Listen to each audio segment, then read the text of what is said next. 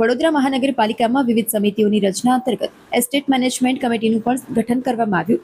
સમિતિમાં chairman, vice chairman સહિત સભ્યોની નિમણૂક કરવામાં આવી છે. મહાનગરપાલિકામાં એસ્ટેટ મેનેજમેન્ટ કમિટીની રચના કરવામાં આવી. આ સમિતિમાં નવનિયુક્ત ચેરમેન, વાઇસ ચેરમેન અને સભ્યોને જવાબદારી સોંપવામાં આવી છે.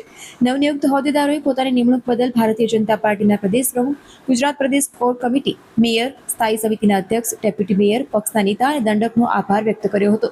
એસ્ટેટ મેનેજમેન્ટ કમિટીની મુદત 2.5 વર્ષની રહેશે.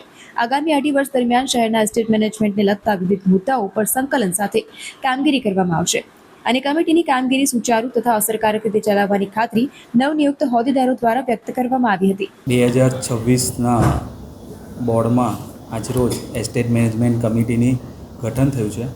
એમાં ચેરમેન તરીકે અને વાઇસ ચેરમેન અને સભ્ય તરીકે આજે નિમણૂક થઈ છે. એ બદલ ભારતીય જનતા પાર્ટીના પ્રમુખશ્રી, ગુજરાત પ્રદેશની કોર કમિટી, માનનીય મેયરશ્રી, સ્થાયી સમિતિના અધ્યક્ષ, ડેપ્યુટી મેયર, નેતા અને દંડકશ્રીનો ખૂબ ખૂબ આભારી છે. આ મેનેજમેન્ટ કમિટી 2.5 વર્ષની છે અને 2.5 વર્ષમાં ખૂબ સારી રીતે અમે ચલાવીશું.